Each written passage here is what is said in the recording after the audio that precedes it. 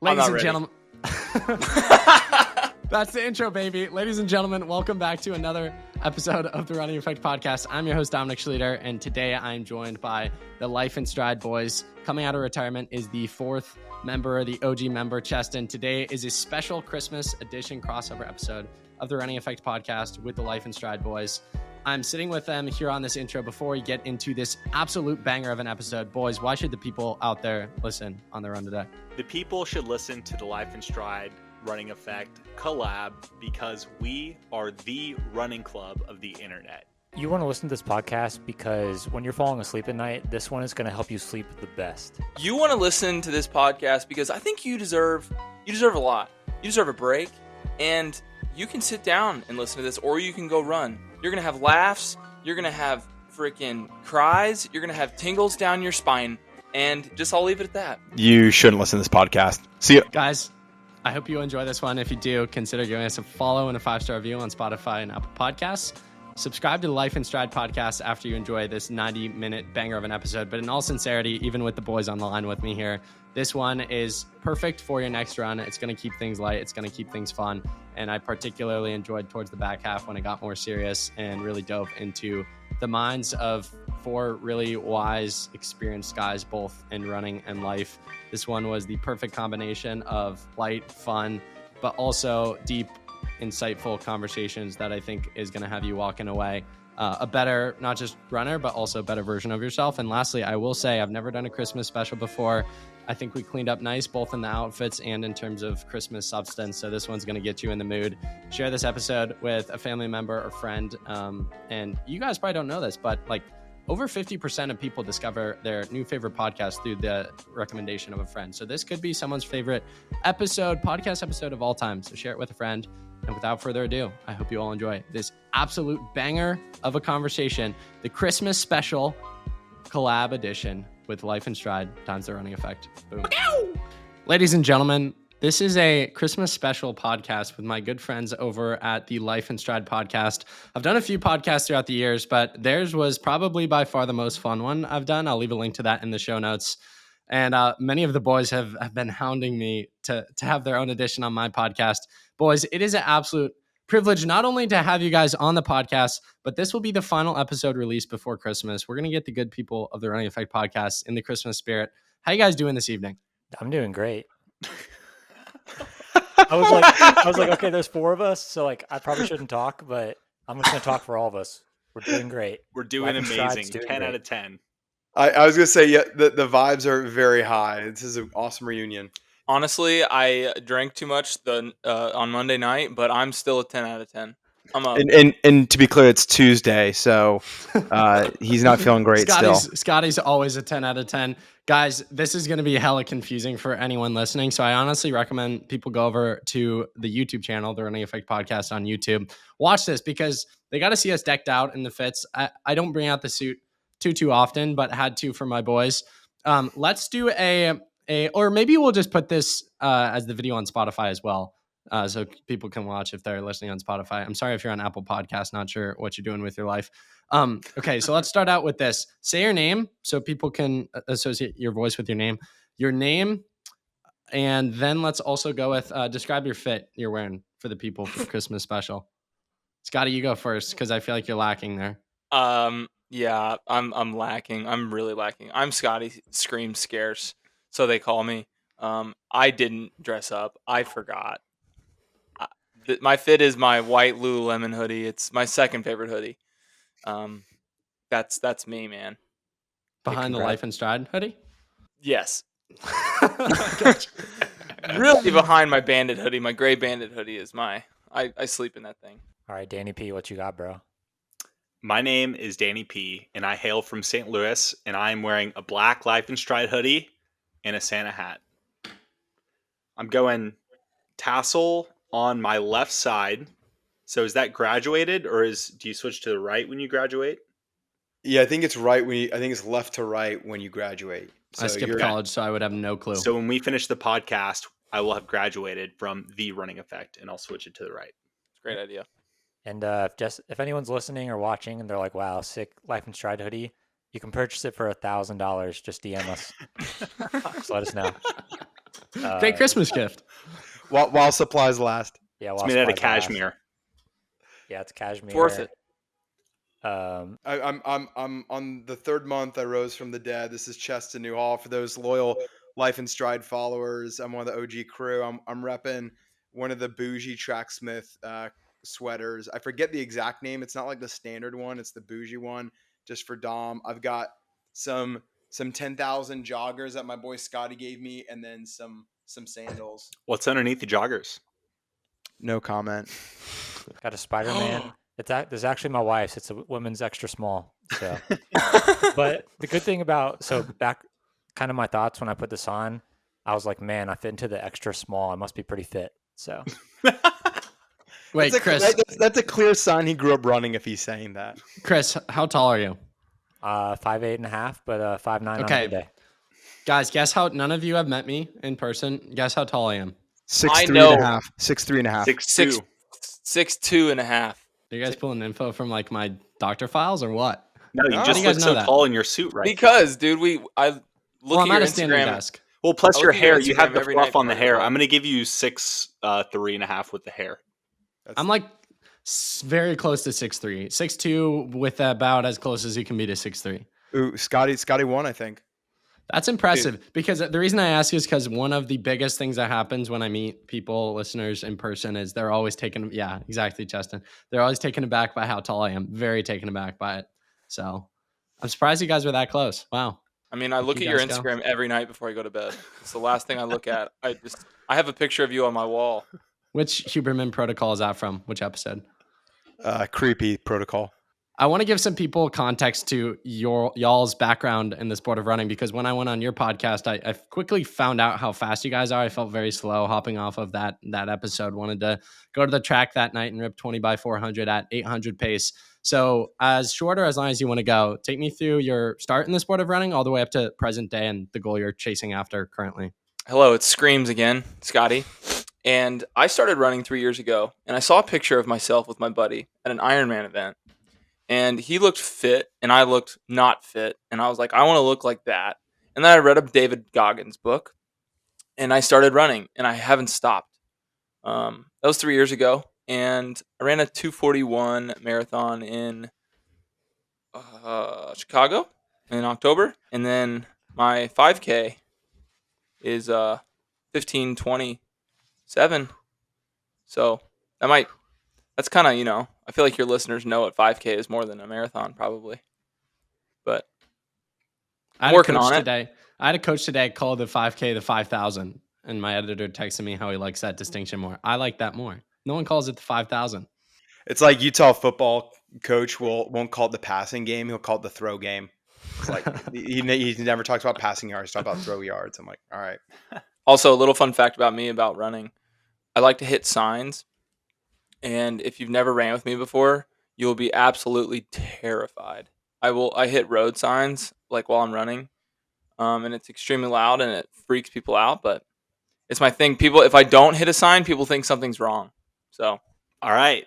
I started running the year after I graduated from the University of Kentucky in 2016. I signed up for Go Cats. the Kentucky. Thank you. Go Cats. Boo. Dom, I don't know if you remember, but when you came on our podcast initially, you were wearing your Texas quarter zip. Yeah.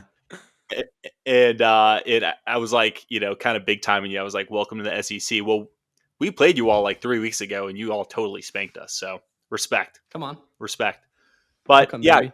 graduated from college and people don't talk about this. We talked about this with Gabe Gerhauser on a couple podcasts ago on Life in Stride, but there's this kind of like weird state that you're in when you leave college, because you're in college and you have this wealthy social life and basically your net worth is your network in college, right? I mean, it's so cringe to say, but it's really true. And then you go to the bottom of the rung, right, of the pyramid again. You're starting over and you're a plebe in your day job. And I needed something challenging. I was like, I need something more than work to identify with, like outside of just the day-to-day. So I was like, yeah, I'll try this marathon thing just to, it'll be a good Instagram picture and I can say I did something hard.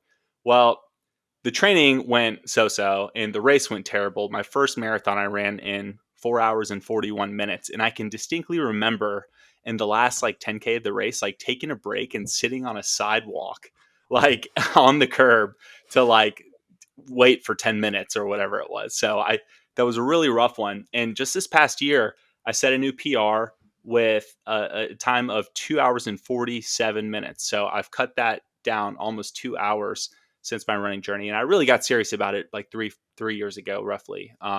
But yeah, that's kind of sums up my running journey in 2 parts there. All right. This is Cheston. And yeah, I grew up hating running. One of my core memories was it was either a mile or 2 mile time trial in high school or middle school. I was like in 6th, 7th grade.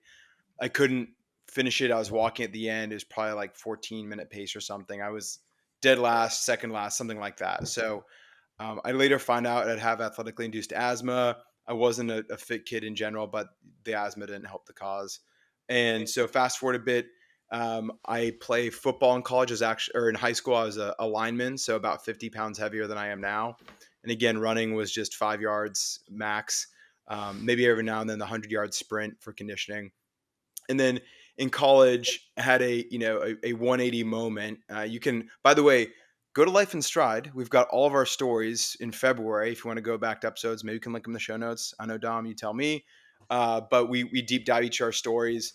And I had a moment in college where I did a 180 with a lot of aspects of my life. Fitness was one of them, and was living with a bunch of Ironman and half Ironman athletes. And so I was like, you know what? I'm going to conquer my biggest fear. I'm going to go after running. And so quickly proceeded to get into half marathon training, fell in love with it, and then actually set it aside for a few years and eventually picked it up again about 6 years ago, before my first kid was born. And because I knew that like I couldn't golf because I was going to get rid of all my personal time because I was going to be focused on the family. So it was something I could do when I was on the road for work. And so running, quickly made running a passion. And yeah, I think this is my 5th or 4th year of 2,500 plus miles, about to do back-to-back 3,000 mile years. My first marathon time was like DP, about 4:47. I was walking. It was like a Hal Higdon plan, like thrown together. And again, I did it because I was like, I just promised I'd do a marathon, so I better finish what I start. And now my PR was, I think 18 months ago or so, and it was a 2:47. And yeah, I've hit a bit of a plateau in the marathon. And so I'm looking to really focus on the process, do some speed. I actually have a mile time trial here in 2 days. And yeah, so that's my focus now. Enjoy the journey, have a lot of fun, but keep working hard and balance, being a dad, a professional, all those things. Wow. Chris, close us out. Cheston, I could hear that story every day, bro. Love it. I love you. Mean it. Wish you were my dad. Who knows? I could be. Ask your mom. I will. Yes, Chris Striegel here. I have kind of probably a more relatable story to your listeners. I ran in high school, actually ran at Nike Cross Nationals my junior year. We ranked 5th going in that year. Went to St. X High School in Louisville. We finished 14th. It was really muddy, but and then I went to University of Louisville and ran there for a year. Hated it, and transferred to a small D2 school in Louisville, Bellarmine University, and then had some success there. 14:25 on the 5K, 29:48 on the track, and 3-time All-American in cross. So successful D2 career, and yeah, hit the roads. Took a little break after college running, and then hit the roads. And I've run 2:30 in the marathon. I feel like I still am trying to figure it out most of the time. But yeah, ever since I've been hanging out with these guys over the last couple of years, I've definitely had a rekindling of motivation similar to college. So yeah, 2:30, trying to break 2:30. So this guy is an animal right now. He is. Just check out his Strava. He's been doing 100. Did you get up to like 120 miles per week, or am I? I've done 5 weeks in a row. At 100, and the highest is 104. So this guy's probably the fittest he's been since college, which is saying something, as you can hear from his resume. So this guy is a must follow. He's crushing it. It's good gas. I love it. If you're going to follow anybody, follow Chris for sure. Hondo. Love it. Or just follow the podcast, and then you can hear training updates from everyone except Cheston. So follow Cheston on Strava, and then just listen to the podcast for the other 3 updates.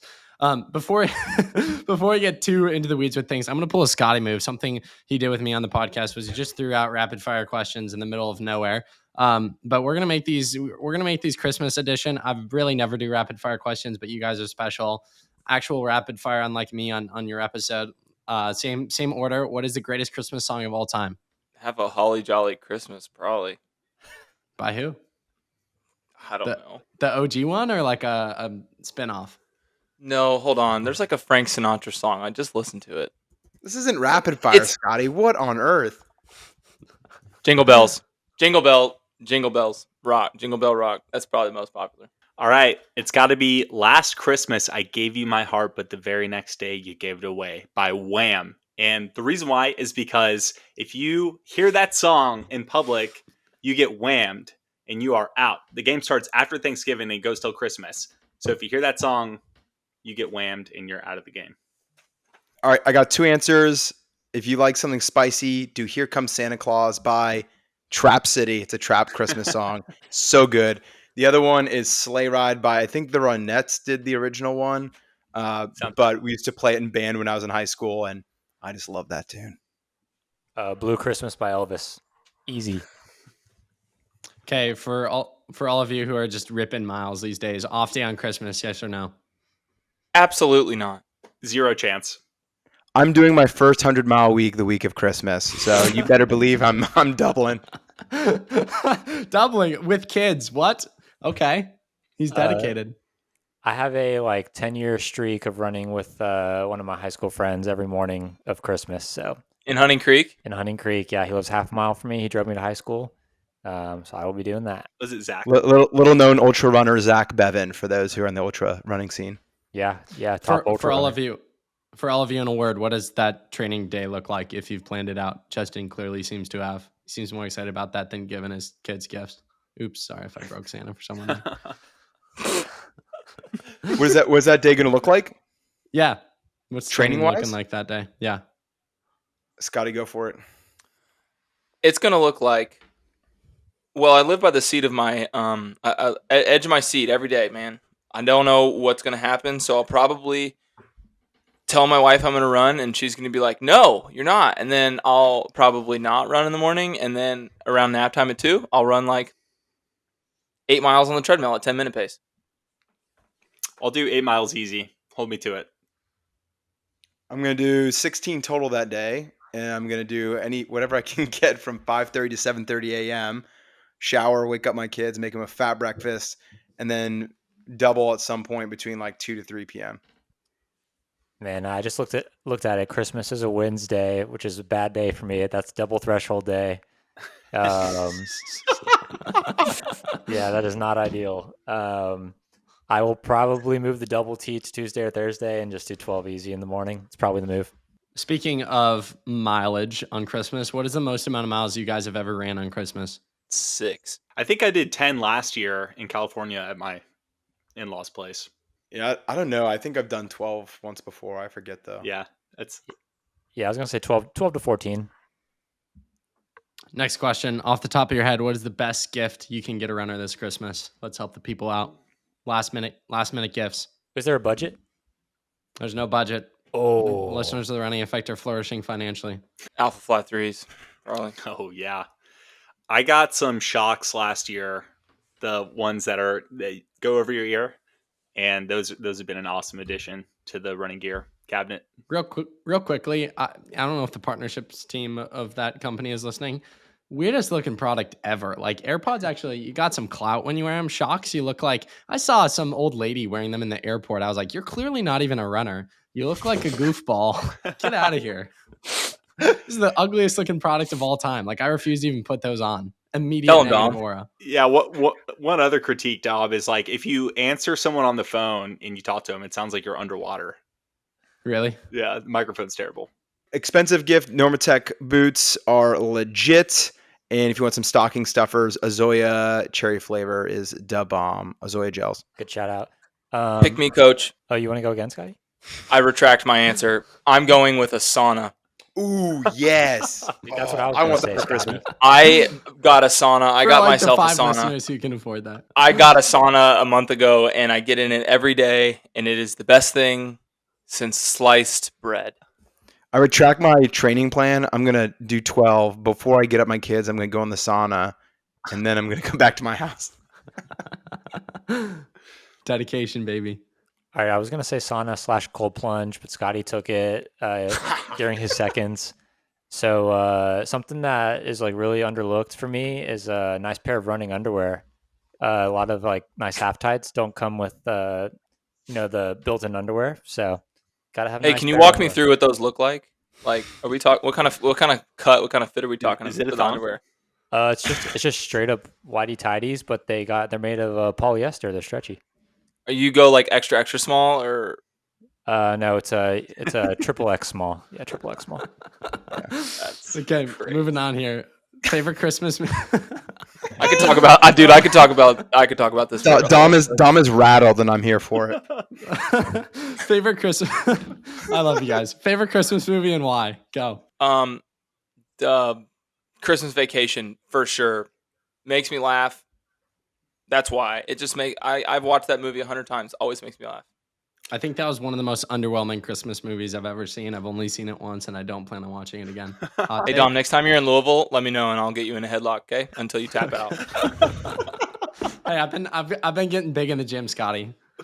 Those All are right, fighting maybe words. not. And you are like 6'7", so I'm probably cooked. Scotty comes on another man's podcast and threatens him with physical violence. That's the way to roll. Classic. I got to go Elf, man. That's prime Will Ferrell. I mean, it's always a good one for a laugh. Elf. My current one's Klaus. It's a Netflix one. Oh, that's a I good just one. love it. It's really good. But Jingle All the Way with Arnold Schwarzenegger is my OG. I freaking love that one with Turbo Man.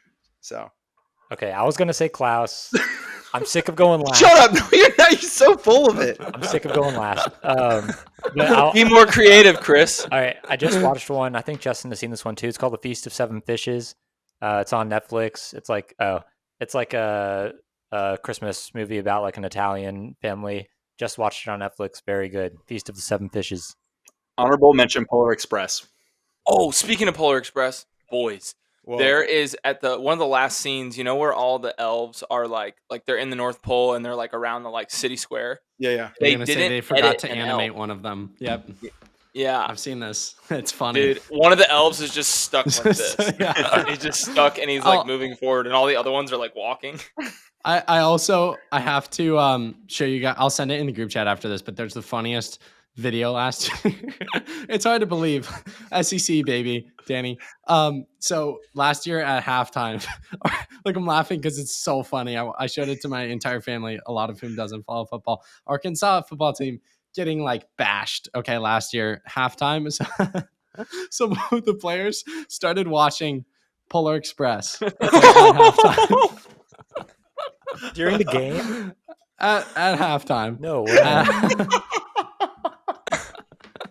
What the frick? He's like, I need to think happy thoughts. This is going sideways. I've never done this, but is there a way to like share your screen? Because I would laugh if we Yes, could dude. share Yeah, this yeah, at yeah. time. Yeah, there's a share To the button. left of the hang up button. Share. Okay, give me 1 sec. Let's see if I can find this. While he's looking that up, I also want to throw another honorable mention into the Harry Potter series as favorite Christmas movie. Dude, yes. Danny, how many times have you seen that end to end? We just did it again. My wife and I just hit it one more time. Yeah, it's I would say a dozen, probably a dozen times. For real? That's awesome. Yeah, that's a I lot. can't wait for the HBO series to come out. Now yeah, we're I on saw Lord of that. the Rings extended edition, so yeah. Solid. Danny, I was really hoping you would start laughing. You just said Fun fact about the Polar Express. My family watches it. It's a family tradition. We watch it every Christmas Eve. So Tom Hanks, man. great movie. Great movie. Give me 30 seconds to try and find this. Well, so I got a rapid fire favorite family tradition that you do during Christmas. Scotty, go. That's too slow. Danny, next. We have like my mom always puts odd gifts in our stockings, so like she gets these stocking stuffers, and one year she got us like these dried crickets from like a specialty beef jerky store, and we all had like these like crickets and we ate them. Like just like one, not a lot, but we get crazy. But stuff. like they weren't like chocolate covered or anything. It's just crickets. No, dude, they're just straight up crickets. It's crazy. Oh my goodness, What- Scotty. Oh. Matching pajamas. You do that every year? We have. This is the first year we have it. My mom gets all of the grandkids. She has 10 grandkids matching pajamas, and it's so cute. Like all the way from like newborns to 10-year-old. Dude, Scotty, that's crazy. I've never heard of any other family doing that. Striegel, what's yours? What's your favorite Christmas tradition? String, what the frick? What did I deserve? What did I do to deserve this? I mean, I'm serious, bro. It's crazy. Yeah. So on my dad's side, we go to Elizabethtown, Kentucky every year, and they do a prime rib, but they like just barely cook it. Like it's just like it's still mooing. Like prime rib is cow, correct? Yes. No, it's chicken. Oh, it's chicken. Okay. Oh no, they have to cook chicken. No, it's red meat. Bro, I'm kidding. Yeah. Okay. Yeah. It is a cow. They barely cook it. It's very good. That's my favorite Christmas tradition. Actually, food-wise, one of my favorite Christmas traditions is Scotty. Go, Cheston. I thought someone was about to moo after Chris was talking about it. Moo. Favorite family tradition would be making a big breakfast, and Krista makes her grandma cinnamon rolls for the kids and me. I'll make your grandma cinnamon rolls. Ooh, thank you. Dom, what's your favorite family Christmas tradition? Oh gosh, Polar Express is definitely a fun one. Also, I found the video, so let's see if we can figure out the screen share after this in a minute. This is so funny. It's probably gonna get copyrighted on YouTube, but it's fully worth it. Just for the laughs with the boys. Polar Express is a fun one, and then I think my mom has some sort of Polish blood, very very small, but we always make like the same food, like tilapia fish, pierogies, like the whole 9 yards. Oh, wow. And then I think Christmas, something I've always enjoyed was I come from a very religious Christian family, and we only get 3 gifts after the 3 wise men for Jesus. I think that's kind of cool. It always made the gifts more special rather than like, the kid on the basketball team who got like 2,700 and didn't appreciate any of them. Well, don't you have like 7 siblings or something, Dom? 5. Yeah. Close 5. enough. Okay. Yeah. Close enough. Okay. So presentation or screen? Okay. Here's where we're going to take a temporary pause, boys. And I'm just going to send this to our group chat. And I want you guys to just watch it in real time. But we got to coordinate when you start watching it. All right. 1, 2, 3. Today, news that only makes sense in the SEC football world. Sam Pittman, Arkansas's head coach, had to apologize for his team playing the Polar Express. That's right, the movie Polar Express on a TV during halftime of a 38-point loss to Auburn. On Saturday night, Arkansas played Auburn. This video from halftime came out after the game. And as you can see, the Polar Express is on one of the TVs in the This guy's locker like room. analyzing Watching it. the Polar Express did not inspire 48 to this 10. team as they lost by 38 points, scoring only 7 points in the second half. They were expected to win this game, did not, and also watched the Polar Express during halftime. So some people had some questions. So today, Sam Pittman said, "I've addressed it with the young man already. He made a mistake, came in and was sorry for it. I've addressed it with the... How do you just put on the Polar Express? Was he watching it when the game was going on? Did he just press the wrong button? It's not like you just press the wrong button and voila, the Polar Express is on. I would love to know the story." Isn't that amazing? I love how it's just like, how did the Polar Express just happen to come on? So anyways, I think that's amazing that a bunch of student athletes at the University of Arkansas who play football of all places. This also wasn't even in the time period of Christmas. This was like September of last year. It's not like Rocky or something. No. So anyways, I hope you guys enjoyed that. Oh, that was so good. Great. I think it's one of the funniest videos on the internet that I've seen to date. That was worth the effort, Dom. That's good. I'm sending that to my Okay, back into the rapid fire questions, boys. If you are a parent listening around little kids, either throw your AirPods in or go to the other room for this question. What age did you find out about? Stop listening. That's like the sure way for them to continue listening. What age did you find out about Santa, and how'd you find out? That's clouded with the birds and the bees talk. 2nd grade, which I feel like is oddly late to find out that Santa's not real? Dude, I found out in 4th grade. Oh wow. And I found out in Sunday school, and like of course by then the teacher was like, "Well, so yeah, anyway, Santa's not real." Da, da, da, da, da. And I was like, "Whoa!" It just What? rattled me. Yeah, so I kept it cool in Sunday school, but then ended up talking to my mom after, and she broke it to me. Yeah, I was gonna say 2nd or 3rd grade, but like when you find out, you like launch a full scale investigation. Like you start looking for the presents in your house. Like, could my parents actually be doing this? Where are the presents? And Then you're like, Easter Bunny, what's the deal there? Tooth Fairy, what's going on with that? yeah. So 2nd or 3rd grade, I think I found the presents in the house. Done deal after that. Shout out parents out there. It's actually quite impressive what you guys do to put on a facade for like 10 years of your Lie to your children's life. kids. Lie to your kids for Okay, years. get and out of years. here, Scotty, Mr. Party Pooper. I'm with Scotty. We don't celebrate Santa. He's dead. We Really? do. We do. I mean, Wow. well, what we do is my parents did this growing up, and I like it. We do Santa does the stockings only, and we do all the presents under the tree. It's pretty cheap So, of like- Santa, if you ask me, but parents are doing better than Santa. Okay. Dude, when I was a kid, I remember when I did believe in Santa, I was like going through the logistics. I was like, that's a lot of presents. Like, there's no way that he can take all that in his sleigh. That's so many across the whole So- country. Cheston, you brought up the fact that I had 5 other siblings. I'm the youngest. My oldest sister played it on, egged it on so long. I forget what age I found out. I was probably around like 10, whatever grade that is. So pretty late. 10, maybe 8 or 9. But I mean, she literally created a fake email pretending to be Santa, and I'd email Santa back and forth. So then, of course, the minute it got broke to me, I was like, who was I emailing? Like, what in the world? So they did a good job. And then my whole family was really masterful with how they would, you'd be around other kids who didn't believe in Santa, and they would just spin it in the most perfect way that Santa doesn't go to them because of X, Y, and Z, and and it was just really easy to continue to believe because they'd spin it in every which way. But the Easter Bunny, I was aware, wasn't alive from like age 4. Anyone with 2 brain cells can tell you that a hopping bunny delivering baskets is a little irrational and creepy. Santa's at least like human. It's not feasible. Santa is definitely feasible. Okay, rapid fire these last 2. What does breakfast on Christmas morning look like? Cheston, start out here since you said you're making it for your kids. Yeah, cheese, eggs, bacon for sure, but the hallmark is grandma's cinnamon rolls made by my wife. Definitely, my wife will make Joanna Gaines cinnamon rolls. That'll just rock your world. That's probably it. Yeah, maybe some pancakes, whatever the kids want. I'll just be like, "Yo, kids, what you want?" And they'll just tell me. Go to dad right there. A stiff glass of bourbon because I got a lump of coal again. Respect. My mom makes breakfast casserole. It's like eggs, cheese, sausage, fire. That's what I'm having. Last question. What is your favorite gift you've ever been given / received?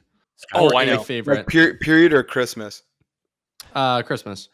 My This wife- is not the life special, Cheston. It's the Christmas special. I was gonna say, crazy question, Cheston. My wife, like 3 years ago, got me a Cotopaxi duffel bag, and it is waterproof. It has a shoe bottom thing, like a separate compartment for shoes. It's a backpack, also a duffel bag. It's carry on. It can it's carry on size. That's my only luggage that I take because it's a backpack, and I can still have my kids and stuff. It's amazing. I use it for work every single day. I use it every single day. It's my most used gift ever. My dad telling me he loves me. No, probably like a pair of running shoes, like Nova Blast or something.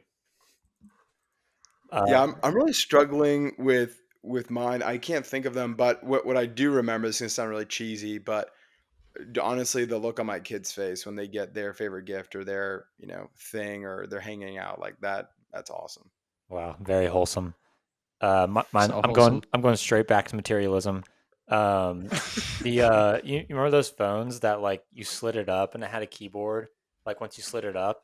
Yeah. I got a sick one of those one time when I was in middle school, and It was like slides. What were they called? The Nokia slide, right? something like that. But yeah, the sliding phone, that was the sickest tech back then. Dude, we were all so nasty with those keyboards, bro. We could type so fast with 3. Yeah, It was like a whole language. I was texting all the middle school girls. I was joking. Shout out Chris back in the day. Nobody soundbite that. Cheston.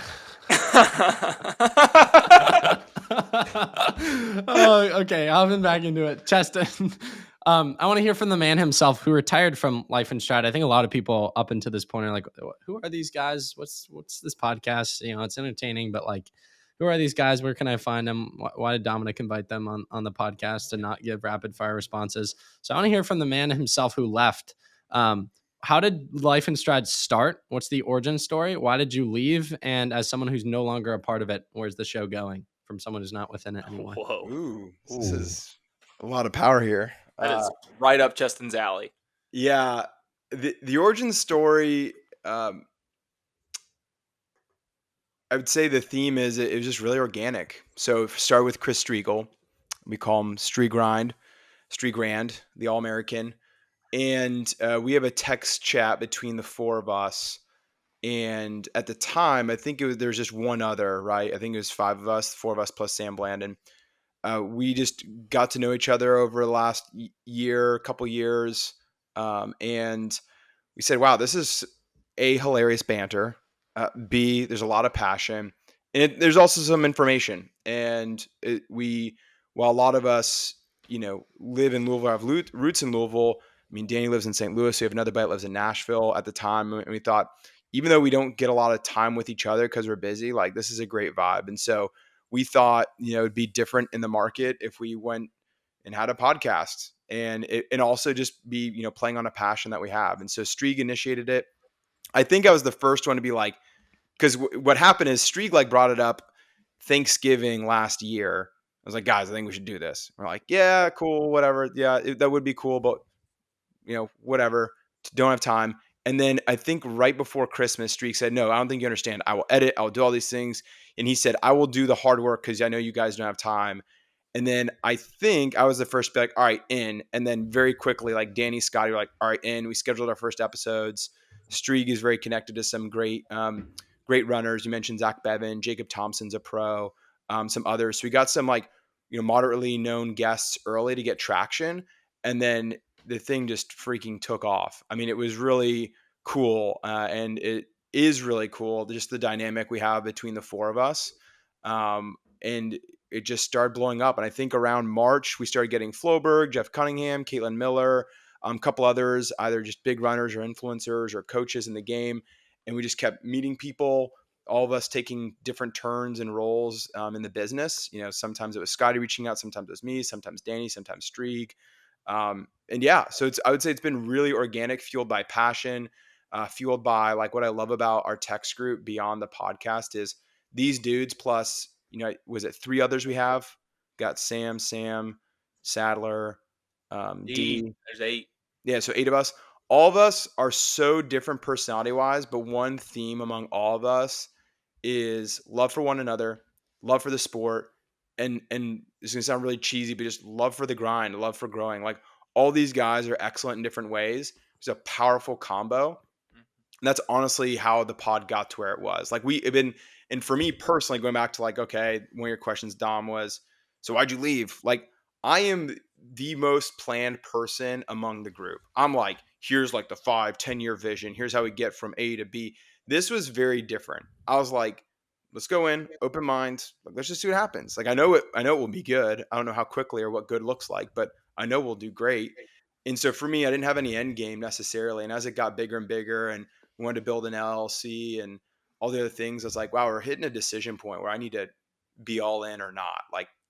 And I have a pretty demanding job. I've got 4 kids, 6 and under.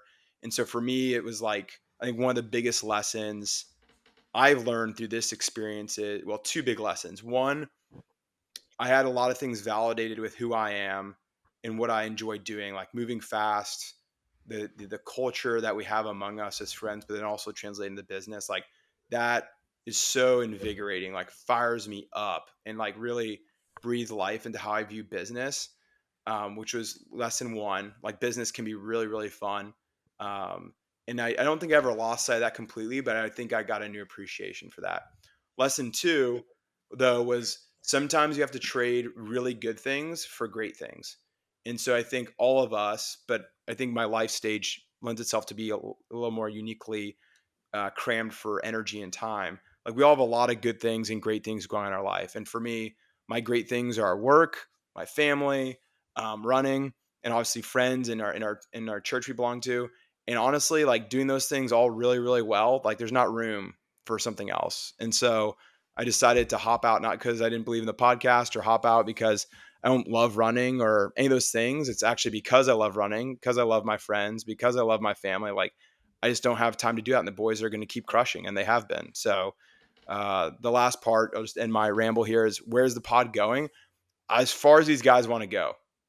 Like, I think it is like, whatever the influencer market looks like, whatever the podcast market looks like, they've got tailwinds in the sport, tailwinds in podcasting, tailwinds in Instagram and other social media channels. So these guys can go as far as they want to take it. And they've already proven, like, they don't need me to keep growing. They're doing awesome. So there you go. Mic drop. That's the origin story, why I left, and they're going to the freaking moon. Wow. I love it. Something I want to ask you guys about, and as much as possible, let's keep these more on the rapid fire side of things. This is something I'm curious about with the podcast. So many freaking individuals on this podcast, which I absolutely love, but this could be a 4-hour marathon episode, which we might have to do at some point. Let's run a marathon with each other and record a podcast during it. Ooh, that's an idea for 2025. I'm all in. Like, just jog it, like 8-minute pace, conversational pace. Everyone wears like a DJI microphone. I like this idea. Ooh, I like that idea too. Book it. Could be big. Anyways, Do a I summer marathon. Hot one. Yeah, we'll be dying. Gosh, what was I gonna ask? Rapid fire. Oh, something that I really felt when I went on the podcast. I'm not sure if you guys brand yourself as this, but you're like the fun running podcast. Like, you listen to a lot of my podcasts, and they're very serious. They're very thoughtful. That's how I want them to be. So I don't want to change that. I don't want to steal your guys' clout. And you listen to other running podcasts. There's women focused podcasts. There's trail focused podcasts. I'd say you guys are like the fun podcast that you get guests to say things that they would never say on their own podcast or on their own platforms. And I think you guys have this unique ability to make people smile. And I think that's something that is lacking in a lot of people's lives. And people tune into your episodes to feel that little bit of joy that they're maybe missing in their everyday life. So how do you feel about what you've created in terms of like bringing a really fun spin to the sport? And that's not to say you guys aren't serious, because as you took us very early on in this conversation, y'all are like faster than 98% of the population. So you guys are serious about the sport, but yet have like a love and appreciation and spin it in a really fun way. That's a lot of rambling there.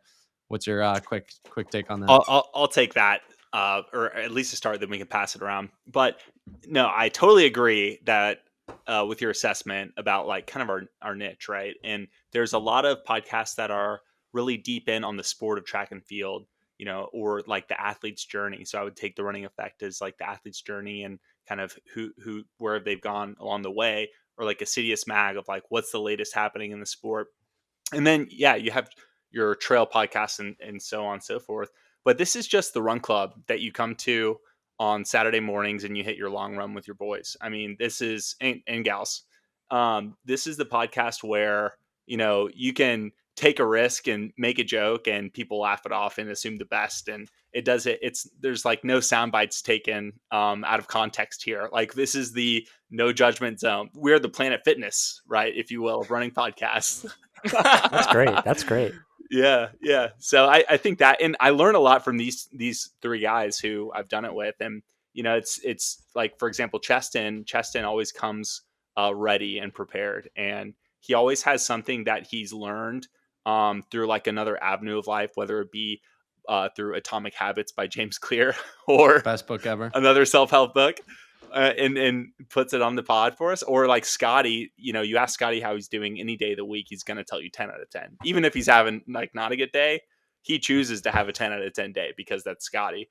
And then Striegel's sense of humor is like Striegel's probably the funniest person I've ever known, because he's so deadpan and like says these like backhanded, you know, trolling things that are actually hilarious. Like, I would say like 90% of the jokes that we use in the group chat that Cheston talked about kind of come from Striegel. Like, they originate from Striegel. Yeah. So my jokes are kind of like dynamic. What do you think, Strieg? Yeah. I mean, I agree with you. And my jokes are kind of like, you're right. Like the backhand, like, you know, just smack someone in the face, run away kind of thing.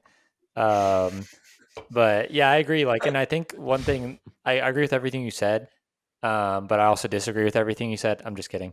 But I think one thing that makes our podcast fun too is like there's multiple hosts, right? And like so when a guest comes on, it's a lot more like easy to loosen up because it's like a group conversation instead of like them feeling like completely centered on, which can be like a lot more pressure, especially like if you don't know someone personally, right? So you're right, Danny. It's like you're showing up to a group run and you're like running with the group, right? And like that's how we get like people to loosen up pretty quickly.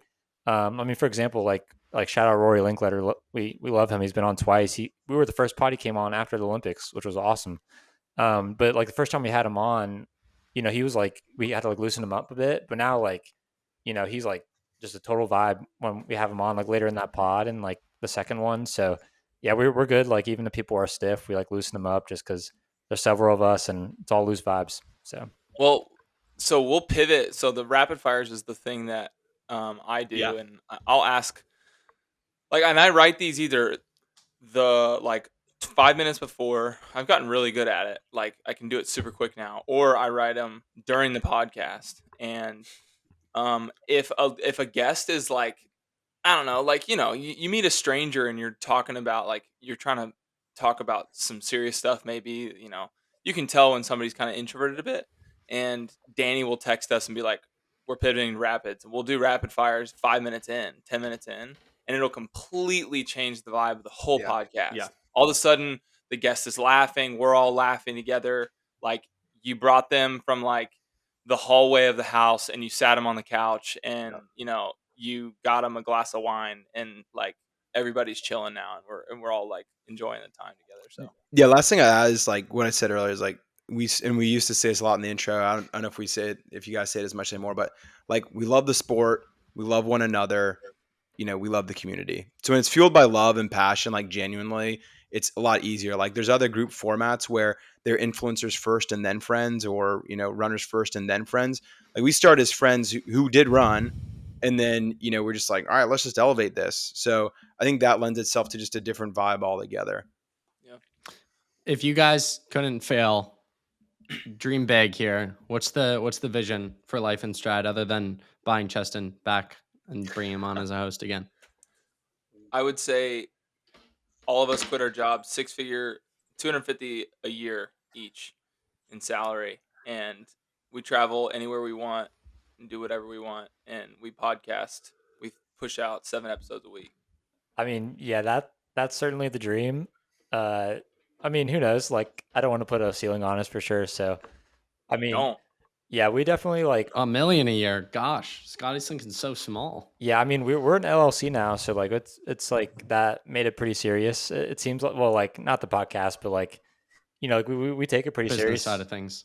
Yeah, like we're like trying to grow it quite a bit, and like we're making like tactical decisions on like reels I have we're a funny posting. story on that, by the way. Um, Keep going though.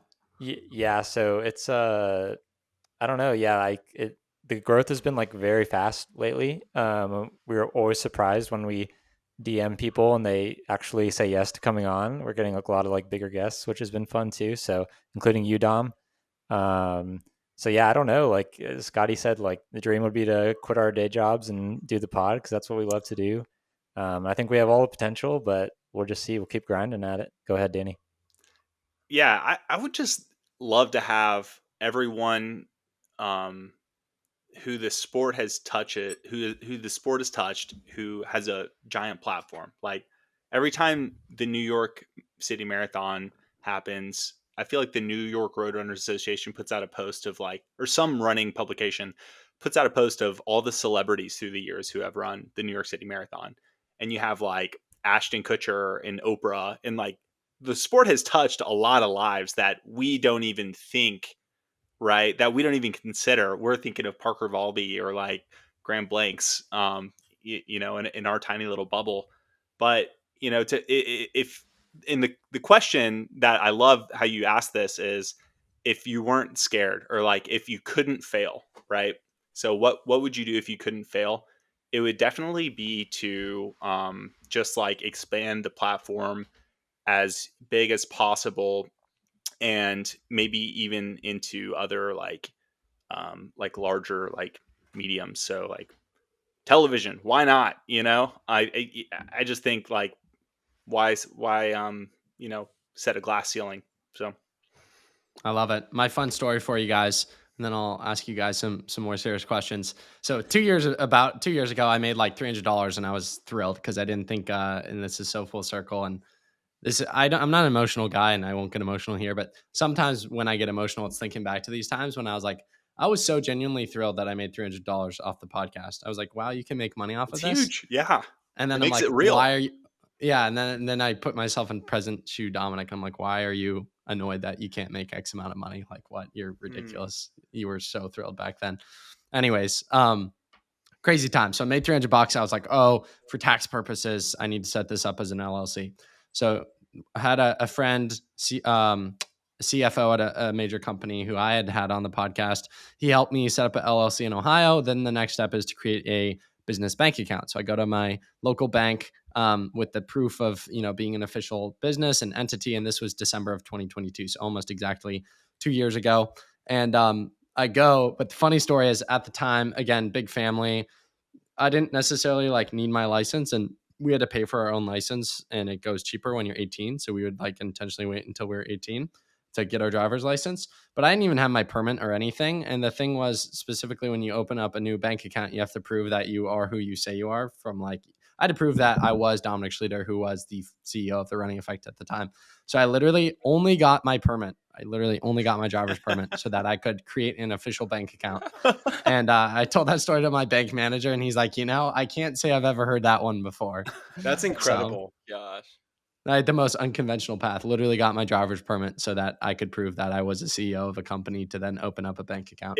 And Dom, like when you make your first little bit of money from a podcast, it's like anything. You're like stumbling through the woods. You're kind of blind, but that money comes in, and all of a sudden things become crystal clear, and you're like, oh, I need to keep doing that, and that's gonna be, Yeah. I also think I was just like so in love with the process of doing the conversations, quite frankly, that the money was such a byproduct back then. Yeah, And I think for that's sure. how I've been able to make it this far. And maybe I said this in my conversation with you guys, but if you want to start a podcast in 2025 or you listen to my podcast, it's like, yes, I could take you through my closet right now and you could see the 70 pairs of shoes that I have, which is quite frankly becoming a burden now. I know I sound so first world privileged. It's just there is such a thing as too many shoes.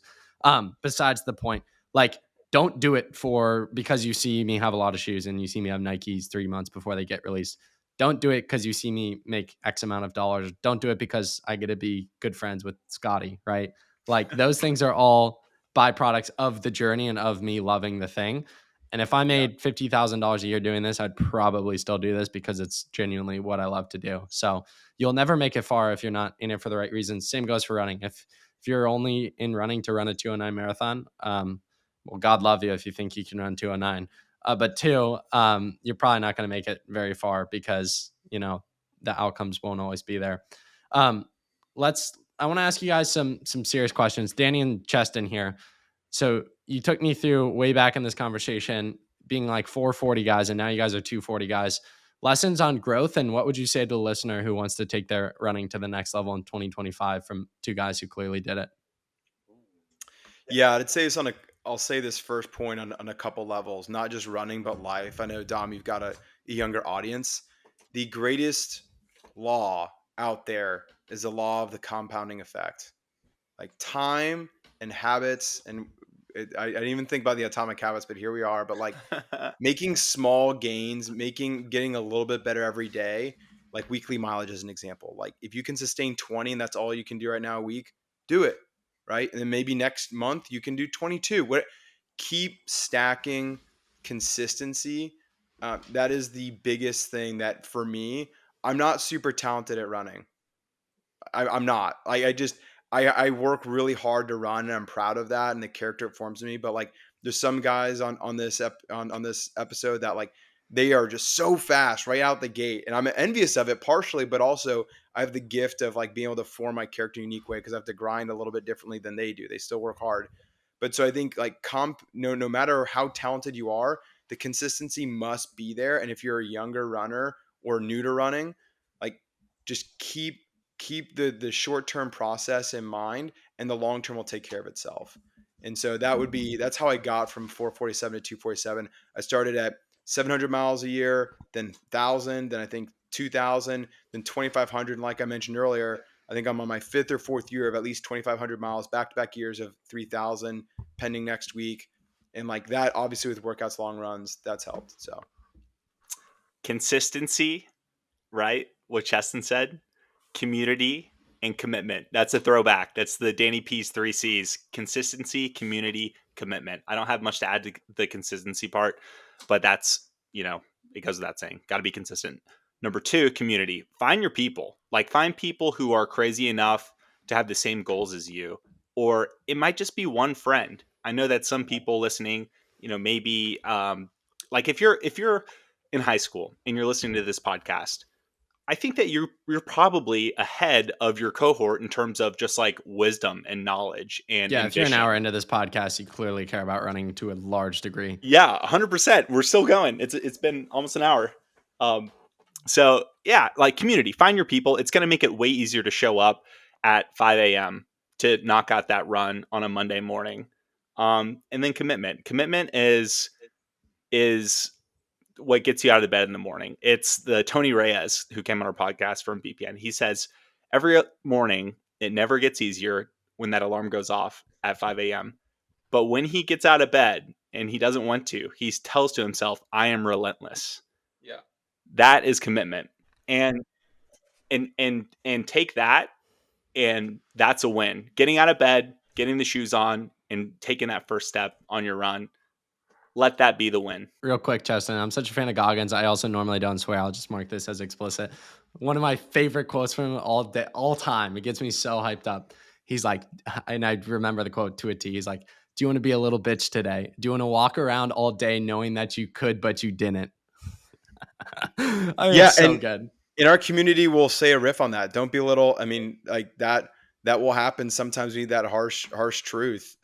We'll also say too, a softer version of that. One group we really like, Growth Equation, Brad Stolberg says, mood follows action. Podcast guest, by the way. I've had him on twice. Oh, dope. Yeah, Oh, wow. I know y'all were connected. Sick. I need to listen to those episodes.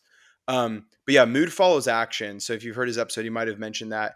I think when you think about commitment, if you're expecting to feel good because you're passionate about the situation, like get over yourself. A lot of people don't feel good at first. So get going, and then your feelings will catch up. I'm going to end this soon. Cheston, you've got a bunch of you have wife, and a few of you have wife and kids. We'll close this up. I said before the conversation started, I don't plan any questions. These questions aren't planned, but to give you guys an actual taste of what a podcast is like, I feel like I have to draw some wisdom out of each one of you. So I'll come up with a question on the spot for every single one of you. I'm not sure it's going to be great, but at least something more thoughtful. So we'll start out with Chris. Chris, if we did this podcast a year from now, so what's the date? December 17th, 2025. What would we be celebrating for you specifically? Ooh. Oh, man. Don't hold back. Wait, just running or anything? Anything. Ooh, hopefully. All right. I'm going to do 2. I'm going to do running in life. Running, sub 2:30 marathon. And then life, maybe wife pregnant with first child. So maybe TBD, Amazing. but this around this time. So yeah, those would be my 2. We'll have to run it back. See the updates for Chris. Cheston, question for you. Think back on your life. When was the moment you first experienced your own greatness? When I was 16, 17 years old, I was bullied a lot growing up, like in middle school, elementary school specifically. I just was, awkward and out of shape kid in a community, Park City, Utah. It's full of a lot of fit people, and just felt odd. And that some of that was my own doing. Some of it might have been other people as well. But I'll just, the abridged version is I did this junior RTC program, and there's a national competition we had. And I remember when I was like 11, 12, the program's called Civil Air Patrol. We did this national competition, and that year we were like dead last. But I remember seeing the first place team, and it was one of the first moments in my life where I was like, I want that. That is what I want to go after. I was so captivated by it. Fast forward 6 years of grinding, we won nationals, and then we won it back to back. It was the first time for the state of Utah had won it in 57 years. And it was in that moment I was like, wow, like this is what happens here when you're willing to commit, community, be consistent. I mean, going back to Danny's, like, cool. If I can do this here on this level, like I can do the next level. It's kind of like with you, Dom, and 300. Like once you make 300, like I can make 1,000. So I think that momentum in a phase of life, and if you're listening to this and you're young, you've got momentum in a class, a sport, music, whatever it is, like don't discount how that can cascade into other areas of your life. Danny, if you could go back and have coffee or whatever Danny liked back in the day, coffee with your high school self, what would be some things you would say to that kid in that conversation with the knowledge you have from the years following it? I love this question. Never put a Zin in my mouth.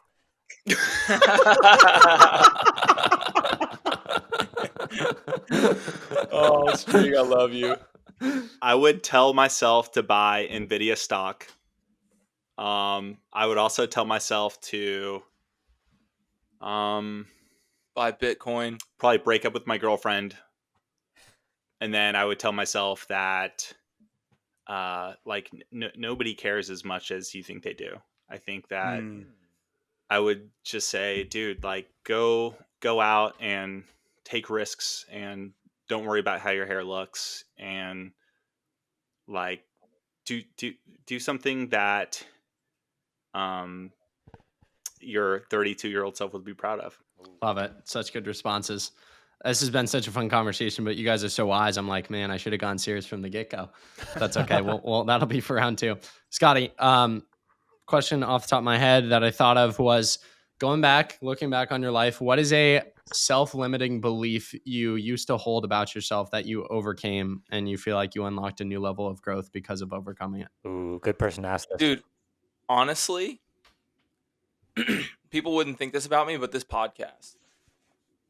I love people and I love energy. I love passion. I love people. I love friends. I would have all the best friends I could if I had the time. But when I first started this podcast, like talking like this, like off the cuff, a question coming my way used to like really intimidate me. Like get like really red in the face, like really like embarrassed and stuff. I don't know why. Because people think I'm a super confident person, and I am, but I have like my own inner demons and this podcast has like completely broken that like fear. I used to be like super nervous for all the podcasts, and like when Cheston was like, you're introing or you're moderating, I'd be like, I can't do that. And now we're just like, I'm like, dude, I'll intro. Let me intro. I got a great intro. It's just, I mean, practice helps anything. Like, just doing things a lot, right? Will help you get better at anything. But this podcast, starting this podcast, and we're about to record 98 tomorrow, has just been like a huge personal growth in the speaking world for me, and just self-confidence. I love that. I think that always comes through repetition over time with anything. You get better at running by running more. One thing I will say, I say this to Streak all the time. I think I said it to him on Monday, but I've said this on our podcast a lot, and people think it's corny, and I don't care. But I heard this on a video a while ago, like 5-10 years ago, and I started my business when I was 9 years old, and I've been very successful at it. It's taken a lot of hard work, but I tell people all the time, and your younger audience listening, if you're still listening to this, good for you. Listen to this. Whatever you want to do, you can be so successful. Do DP's 3 C's, the commitment, community, and consistency, and I guarantee you can be successful. All of your peers, especially with cell phones, are so distracted. Everybody's so distracted. You can slide right under the radar. You could start a 6-figure business in 2 years. Guarantee it. Everybody in the business world is going to tell you can't make a profit in 5 years. You could get on the phone with me and I could probably get you making 6 figures in 2 years. It is not that hard. People think it's really hard. People think like where I have gone like has taken a lot of work, but this podcast, we did this in a year. I mean, we have nearly 200,000 plays on all our episodes. Like I would have never dreamed that, but literally all we did was put our head down, 2 episodes a week, every week. We never faltered. We grinded as much as we could with our time, put like ourselves into it. We weren't trying to be somebody we weren't, right? And look where it turned out. Anybody can be successful. I think it's so easy in 2024, especially with technology. I think it's easier than ever. And people would be like, that's not true. But it is, It's man. true. It's so easy. So true. If you're listening to a podcast that you have some sort of technology, it kind of assumes you have things, in which case you probably have no excuse. It's never been easier to win. And if you're not capitalizing on the absolutely pathetic society we have at the moment, no offense, the world's crumbling. Preach, Dom, preach. You have no reason not to win and to make something beautiful out of your life. I think you not only have an obligation to yourself, but to others and those in your life to live your life to the fullest. And no, I don't mean, buy a ticket to Europe and get wasted if you're in high school. I mean, go make something that lives much longer than yourself, have impact on your community, bring smile to people's faces, like go out there, do something epic. Why would you not? Like, I can't stand people who just want to get in a corporate 9 to 5 and retire at 65 and have 2 kids and go to their sports games once a week. Sickening. Go create something that will live 3 generations past you. Anyways, all that being said, one of my favorite quotes, I'm a quote guy, got to bring at least one quote into every conversation. To this conversation, the most important question to ask is, what pain do you want in your life? What are you willing to struggle for? Anything worthwhile is going to require some degree of pain and struggle. So if you're oriented toward the pain and the struggle, you're probably going to be more aligned with what you're capable of accomplishing rather than if you just orient toward the pleasures. Harder is better, always. Take the hard path. Ooh, that was good. Love that. Final deep point for you guys closing out this conversation. It's a Christmas special, right? You guys are all wise, as you just illustrated in your responses there. Maybe I'll give mine. And then you guys can just jam off of it. What's on your mind and what should be people thinking this time of year? I think my thought, you can go anywhere with this, but my thought, I think I said this on a podcast, maybe even your podcast. But I was aware, divorce rate is over 50% now. So if you have 2 parents, you're privileged to that's the fact of the matter. I think this time of year, you can go on social media, on Instagram, and you can see someone get Normatex that Cheston recommended. A good friend from this podcast listened to this episode and bought their friend Normatex. You can see that. And you think, why don't I have Normatex, or why don't I have Alpha Fly 3s, or why don't I run for X, Y, and Z school? Or, my friend's dad has a Porsche and my dad doesn't have a Porsche, or, went on this vacation X, Y, and Z. And I think we get trapped in this nonstop loop of comparison that it takes away from the present moment. And I think this time of year, my advice would be aware of how privileged you are. Again, I am kind of assuming some things based on the fact, if you're listening to this podcast, you probably have a phone, you probably have Bluetooth headphones, you're probably decently well off compared to the rest of the world. And just take a moment, to be grateful for what you have. And honestly, quite frankly, some of the poorest people I've ever come across in life are some of the most grateful. And I think perspective is everything. Scotty, you've taught me that you're just like an optimistic person. I'd never guess if you have any struggle. You're always positive. You're always bringing a smile to everyone's face around you. And so if you're listening out there, pause this episode, take 5 minutes to write down as many things you can think of that you're grateful for. And yeah, I think that'll do wonders for you, because we live in this world that you're constantly wanting more, that you forget what you have in the present moment. And putting a bow in this ramble, one of my favorite quotes I came across this year was, "The golden days are nothing more than taking the present moment for granted." And I think that was something that I struggled with growing up as current present day Dominic 19. I'll look back 4 years ago, 10 years ago and be like, man, I wish I would have appreciated that moment more now, or appreciated that moment more back then, because, I miss those moments. Time with family is limited. Everyone grows up. Time with healthy body is limited. You eventually will get sick, get injured, etc. So I'd also say this holiday season, take mental snapshots and screenshots of the moment you're in. When you're with someone special that you don't get to see that often, be aware that it's special, and don't make those moments, don't take them for granted, because right now you're living in the golden era. Enjoy it, appreciate it, squeeze the crap out of life. That was so long and rambling, but hopefully something there stuck. Ooh, it was good. I can go off that for one thing, and it's the comparison trap. And I think that the holidays can be really hard for some people, And you kind of mentioned this, Dom. People with broken families or whatever their situation might be. And so I like to think of like the holiday season, Thanksgiving through even New Year's Eve, as Christmas obviously, as like a time to reflect on your past year and go through. And an exercise that I've been doing, I actually just started it last year and I'm going to do it again this year, is writing kind of a year in review letter, just an email out to my closest friends and family to highlight everything that I did in the past year. And last year it was, So good. marathon PR, a lot of weddings. How do I get on that email thread, Danny? Yeah, I gotta get you added, man. I got married last year. Like, it's hard to say that you had a bad year when you marry your best friend. And for some of you listening, that's 10 years down the road or whatever it may be. But I would say that it's a good time for reflection and also reflecting on the things that you want to change. So if you start your life, and I just heard this on another podcast before I came on, but if you look at your finances, your fitness, family relationships, and you take these things and you start out at a grade 10, and one of those things is weighing you down. Maybe your job's another category. If your job's at a 6, and that's going to bring down your average to like an 8 if everything else is 10. I don't know. I don't do public math. But like, look at that one thing and make it your priority for next year to change, and make that, like, lock in on it, right? Like, don't let that drag your average down for next year. So it's a time for also forward looking for the new year.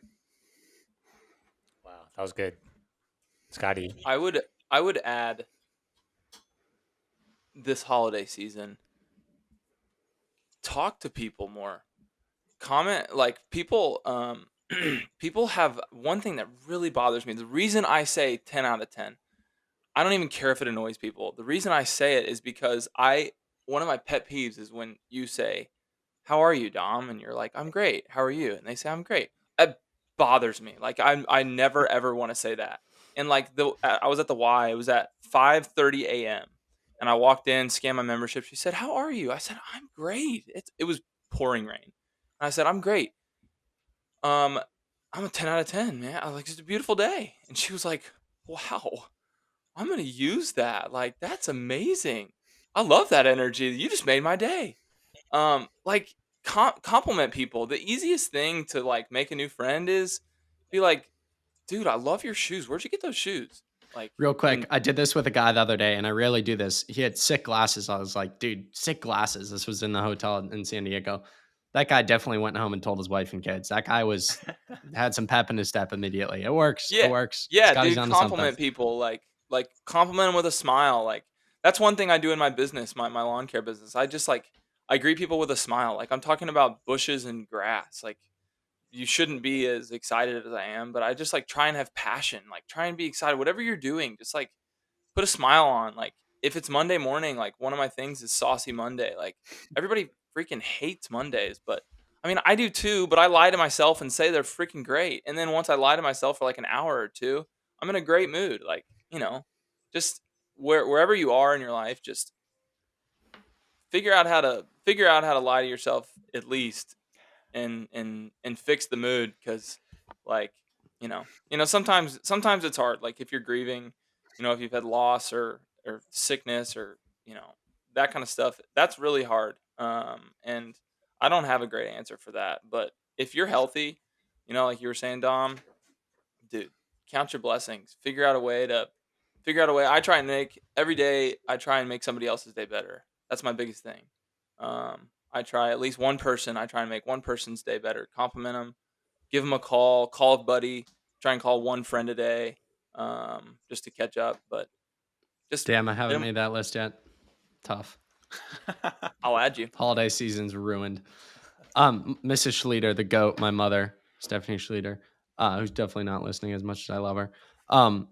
She had this great phrase off of what you were saying, Scotty, "Fake it till you make it," that she would just imprint in our heads growing up. And as a kid, you hated it. But now as I'm older and out of the home, I'm like, she was onto something. It's really good. That was a good one. The other one off the beaten track, but we had people in our home all the time, and like their friends and whatnot. And they would always say, you can be shy, but you can't be rude, which I think is fantastic. I like that. Yeah, I'll make my parents made me do that as a kid growing up. They made me. I was homeschooled, so like they were determined not to have an awkward homeschooler. And one thing they made us do was talk to adults. So instead of like just letting your kid hide behind you, bring him in front of you. And Not only did teach him. that work, but Scotty then went on to start a company at 9 years old. So, Which yeah, my dad forced us to go knock on doors and basically sell our services, which is a genius dad move. And he didn't come with us. It was my brother was 11 and I was 9, and we knocked on people's doors. We got 3 clients our first year when I was 9, and I just lost her. It was 20 years I've been cutting her grass. She died. She was like 95 years old. Nancy Giacoloni, my first client ever. shout out. Striegel, Yeah. what you got for us? I had two quick thoughts. I manage a team of like 16 analysts in my work, and I told them on You guys are all so successful. It's crazy. it's not as these guys are. Yeah, you have no idea. These guys are at work are unbelievable. But anyway, so on Friday I told them do one nice random thing for just a random person this weekend. Give $5 to a homeless person. Just do something randomly nice for someone. So anyone listening, just try to do that this holiday. Donate money to a charity. Whatever. Just do one random act of kindness this holiday. And then also one thought I like to think a lot and spread is health is wealth. So yeah, just take care of yourself best you can. At the end of the day, when you're older, I think your happiness is going to come from your health much more than how much money you have. So just always be prioritizing your health, mental and physical health.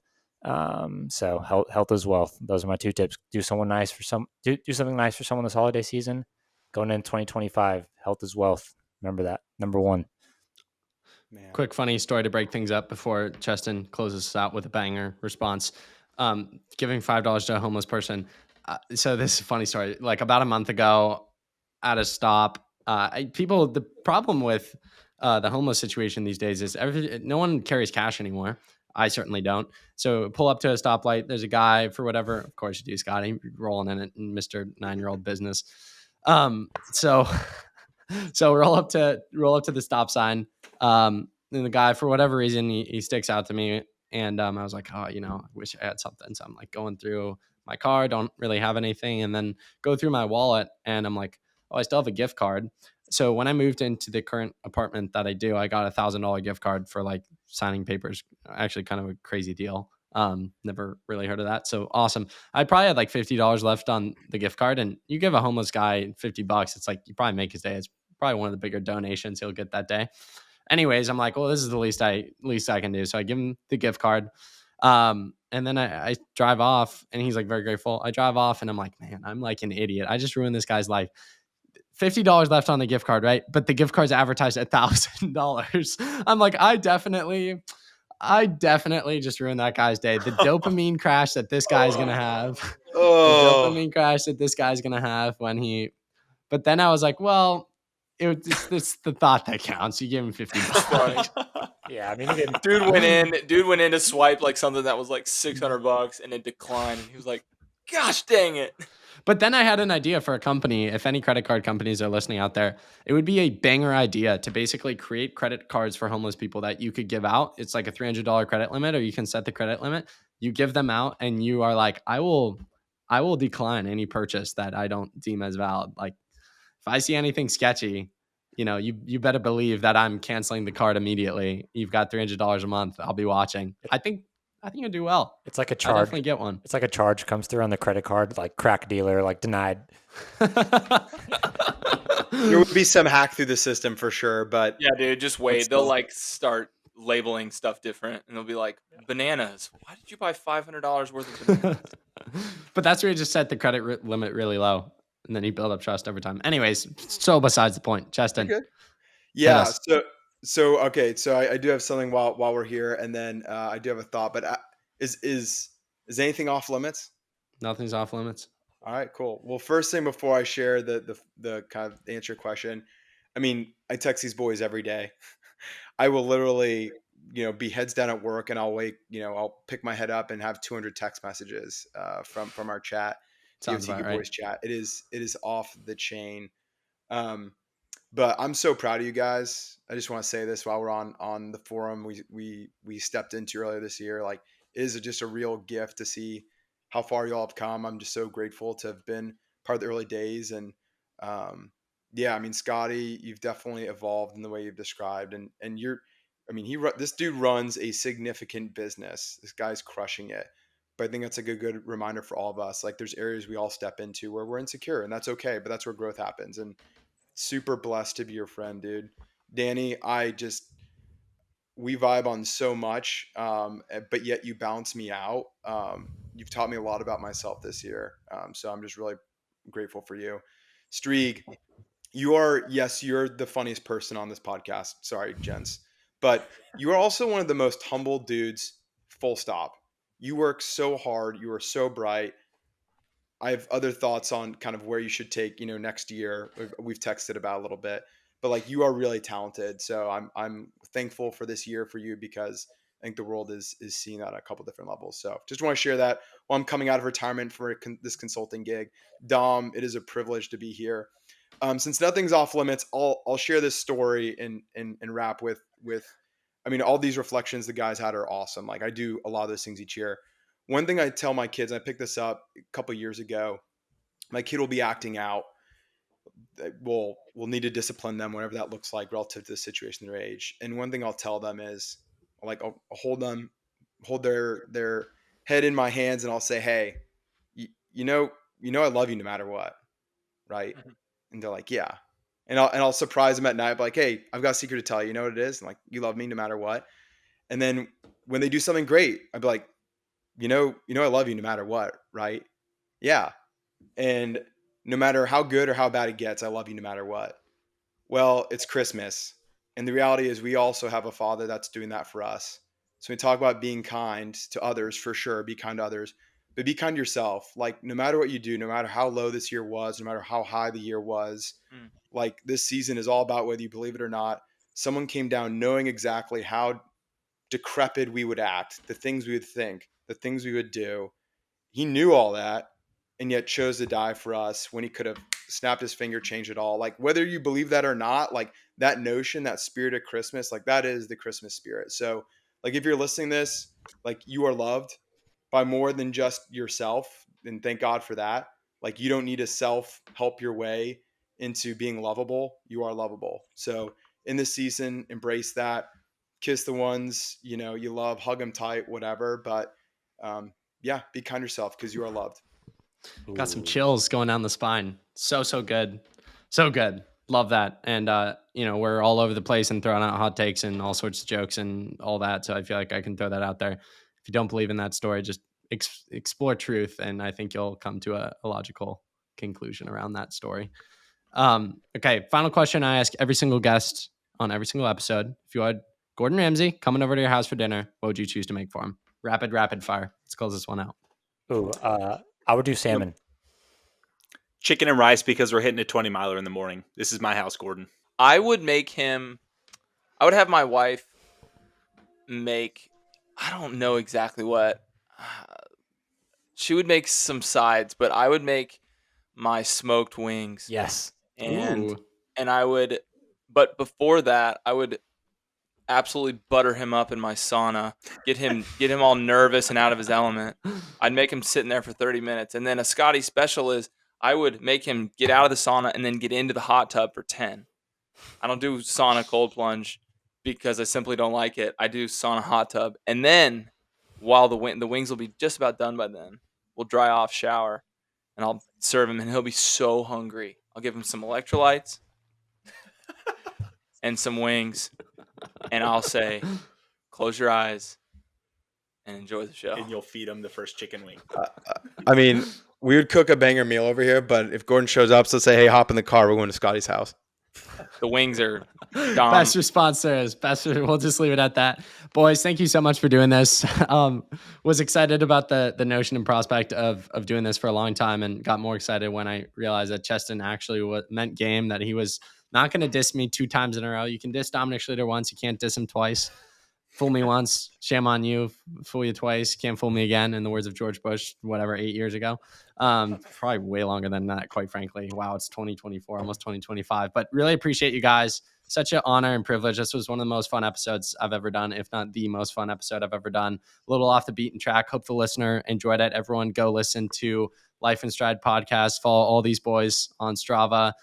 We live in the digital age. It's easy to find their tags and whatnot. Go give them a follow on Instagram. And yeah, sincerely, thank you guys. I not only had a bunch of smiles, had a bunch of laughs, but was really enlightened by y'all's depth and thoughtful responses. And that's a perfect package for an episode. Is you smile, you laugh, you share some good conversations with some newfound friends. So appreciate you guys a ton, and really cannot wait to see all the ways God uses you all in your individual pursuits in 2025 and beyond, and all the ways he continues to bless the Life in Stride podcast in the years to come. Love you. Love you, mean it. Love you, mean it.